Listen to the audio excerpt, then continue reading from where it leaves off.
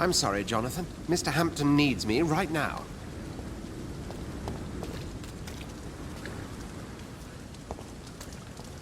Come on, you bastard! You can do better than that! Nah, it's my turn!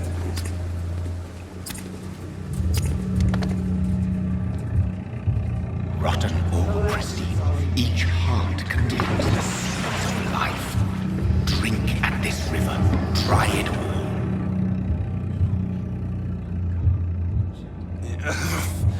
Oh, come on, you bastard! I won't bite! Sir, please. You've lost too much blood. Calm yourself. You think I didn't notice? Stop your staring and get me to an hospital, you arse!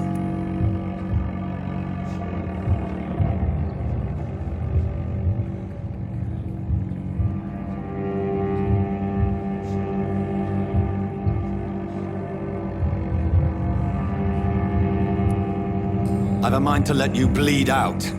Good luck then, sir. All right, sorry. I am in pain here. Me guts are spilling out onto the street and you're yabbering on. Yes. That's a very nasty wound you've got there. Take my word, I am a doctor. Dr. Jonathan Reed. Name's Clay Cox. I'd appreciate you helping me to a better place, Doc. Follow me, Mr. Cox. Let me assist you to that better place.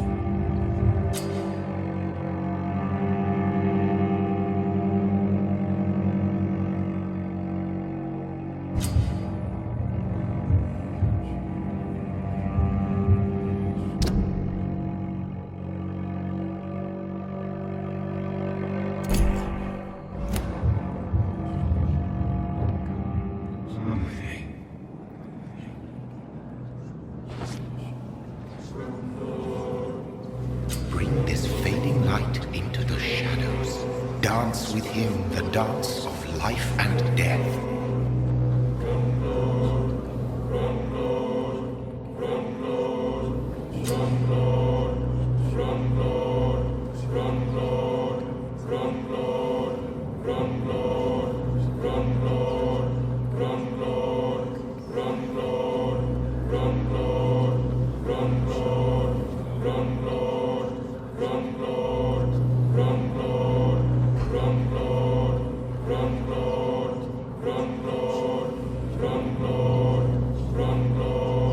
No more. Not tonight. Not like this. I will not take another life.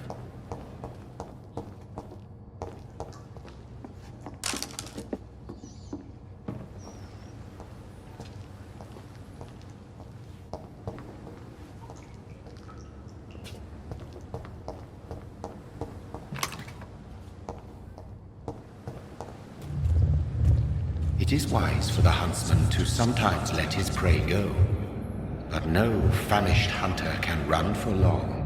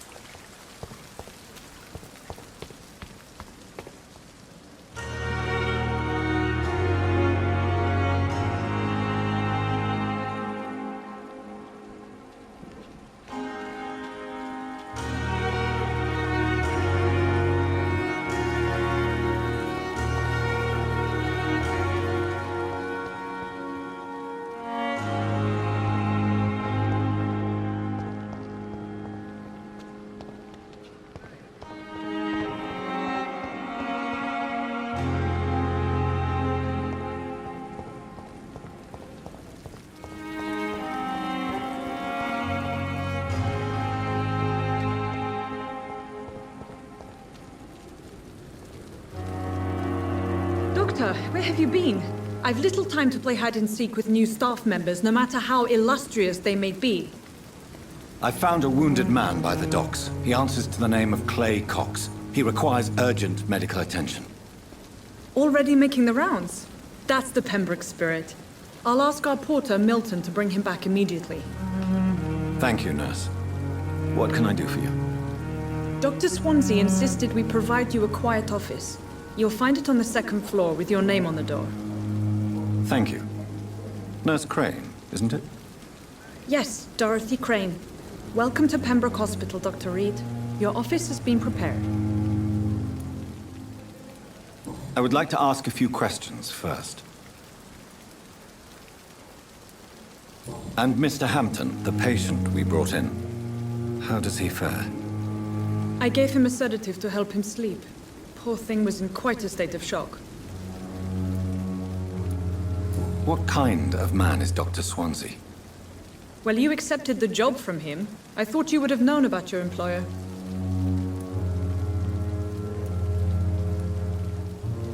It's right to assume Dr. Swansea knows far more about me than I do about him. You'll get to know him soon enough, and better than me. The administrator has better things to do than mix with us. Apologies, I've only just met him the once. This is sudden. I've only just returned to England. Dr. Swansea is a brilliant surgeon and the most compassionate physician. If you could point me in the direction of my room again, nurse. Second floor of the hospital, left after the stairs. It's the last vacant office at the end of the corridor. Thank you, Nurse Crane.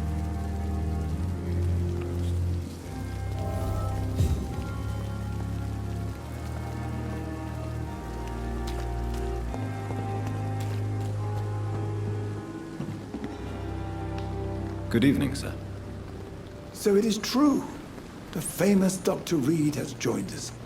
I can't think of any better news during these terrible times. Do we know each other? Actually, yes. We met once before, at the Rockefeller University in New York. Dr. Tippett's, yes, I remember. I was assisting Professor Carell in his research about coronary bypasses. He had nothing but praise for you. He was also very confident about your future. And look at you now.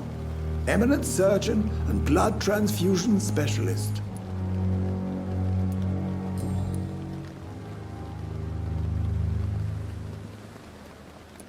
What is the Pembroke Hospital situation? And please, speak freely. This hospital is not exactly the best of London. I'm sure you are used to working in a better environment. It's not exactly the best situation in London either. I can't have expected this hospital to be prepared for what was to come. Don't be misled by appearances, Dr. Reed. This hospital does not lack talented people. It just lacks hope. What can you tell me about the staff in the hospital? Some are really good, and others are not so good. But during this troubled period, there is no time for slander. I prefer to focus on the positive character traits. Tell me more about cherished people, then. Nurse Brannigan is a pearl. She is the most helpful and dedicated nurse I've ever worked with. A clever and cheerful woman. You really seem to admire her skills. I'll go even further.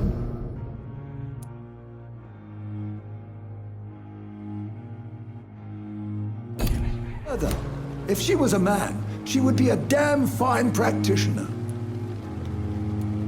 Any opinion about the management?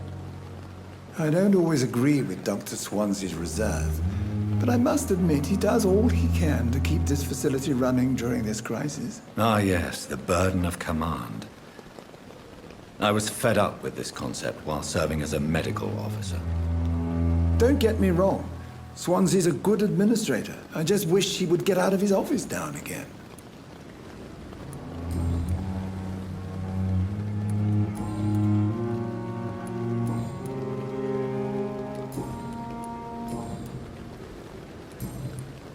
Goodbye, Dr. Tippett.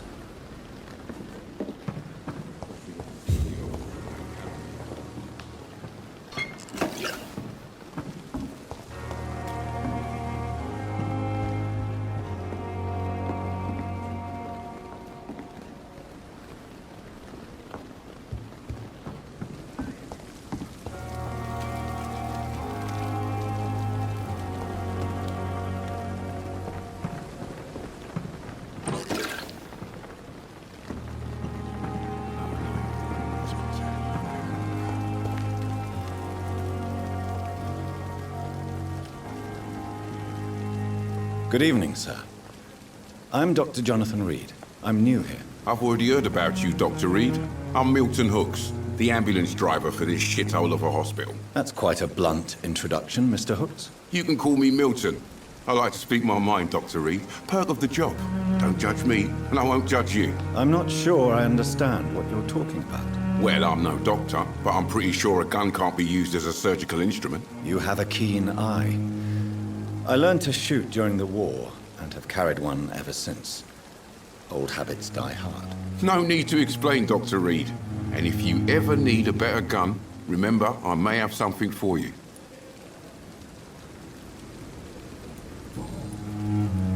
How is the situation around here? You want to hear the situation is all right? It's fucking awful.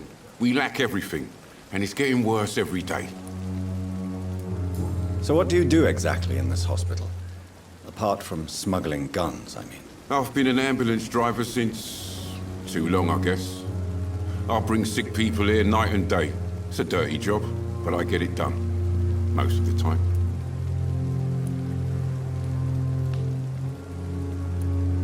Since you're on the front line, how is the sanitary situation in this vicinity? It's a complete disaster. It's even getting dangerous to enter some streets or buildings. Even the locals attack you. It sounds like things have been a bit rough recently. What's happened? Yesterday I got attacked by the patient I was bringing in. I escaped through the hospital's garden, but I lost my wallet when I was running. You left an infected patient outside the hospital? That's incredibly dangerous. Go there yourself if you want, but be careful, Doctor. I'd rather not bring your dead body back.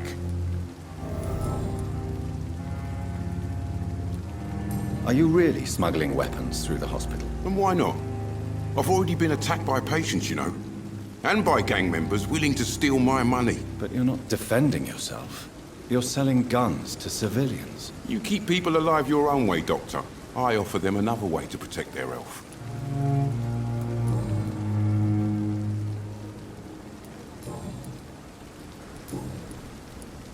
I'd like to see your goods. Wise choice, Dr. Reed. A reliable gun is what everybody needs these days.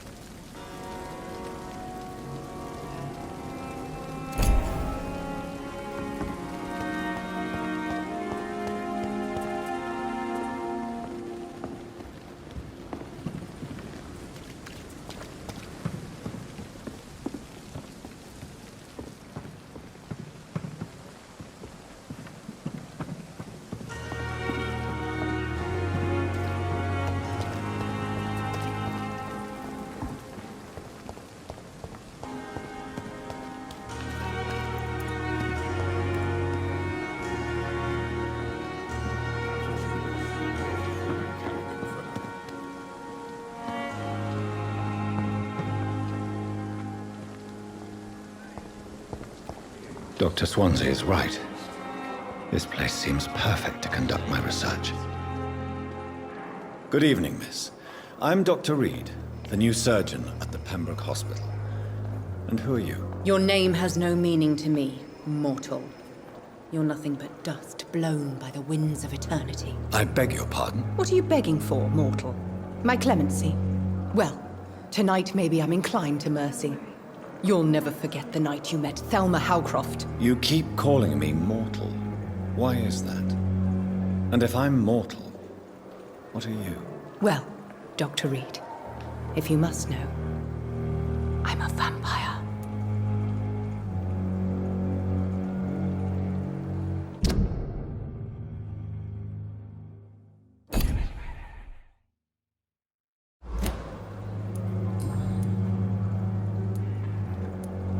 I'm assuming you must be a patient here.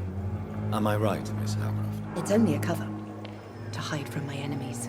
I can leave whenever I want. As a woman, a spirit, fog, or bat. The staff here are not your enemy. They're here to help you, to care for you. I'm not speaking of the doctors in white. I'm speaking of the men and women who hunt me. For I am a vampire! I see. Don't worry. These people will not find you here. I'll personally make sure they leave you alone. Thank you, mortal. But do not interfere with them, for you are no match for those that hunt me. Who are these enemies you mentioned? Can you describe them?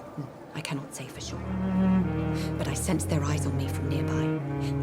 I feel them watching me every time I visit the garden near the morgue. And why do you believe you're a vampire? I don't need to believe anything. It is what I am. It is what I feel within this hollow shell of flesh. I see.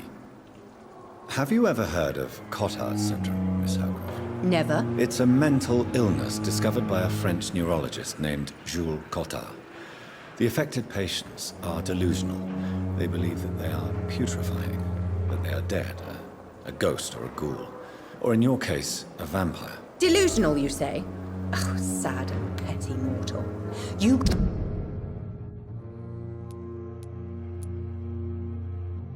can't even begin to understand the concept of immortality. And you think it is I who am delusional. Please, describe to me how you feel.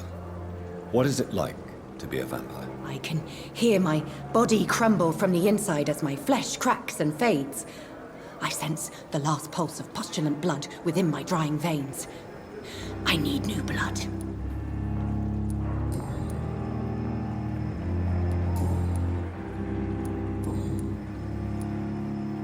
Who are you really, Miss Howcroft?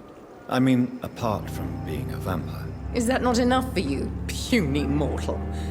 What do you require? Proof of my powers? I'm curious to know who you were before becoming a vampire. No, it's such a long time ago, I don't remember.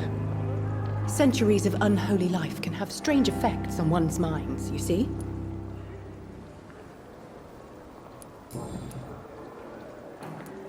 I'll leave you, Mistress of the Dark, to your nocturnal activities.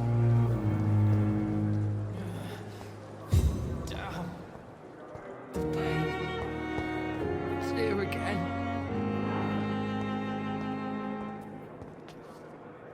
Good evening, sir. Can I help you? Unless you're here to fix my face. No. I don't think you can help me. I'm Dr. Reed. I've recently taken the position of head surgeon here.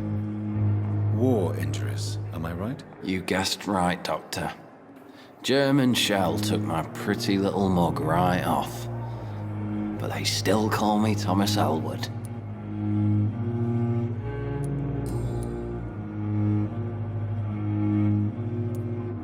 Where were you stationed, sir? Did you serve for long? I really don't want to talk about all this shit. No offense. I was pushing too much. I served in France myself. I just wanted to know what happened to you. You were an officer, weren't you? Then I doubt we fought the same war, sir. No offense. How close are you to Miss Hawcroft? Are you aware that she thinks she is a vampire? To wait for her next nibble is the best reason to stay here. Every time she approaches my bed, she treats me like something tasty. A normal person. Aren't you afraid? She may hurt you if the game goes too far. She's quite harmless, I can assure you. Her head's broken inside is all. While I'm busted on the outside. But she's still beautiful. Living proof that there's hope for me. So do you let her bite you? You know that's not sanitary. And why not? She's only supping a few drops of me blood.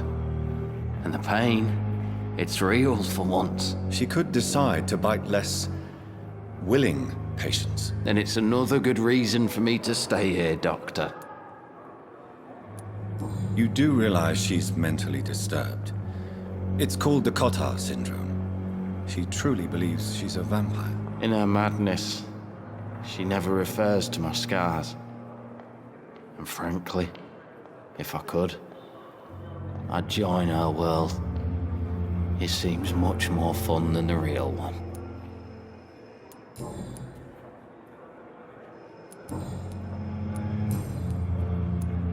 How is your stay with us, Mr. Elwood? Oh, it's bliss. I just escaped death in the trenches to be surrounded again by the moans of the dying. Can I ask you precisely why you're a patient here? It's the pain, sir. The drugs don't work.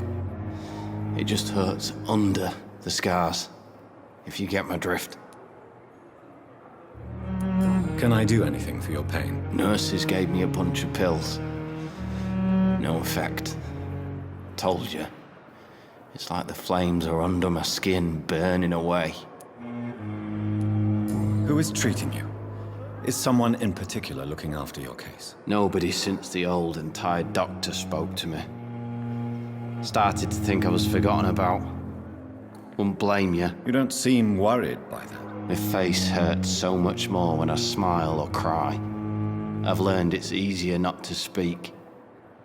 But be assured I'm smiling inside.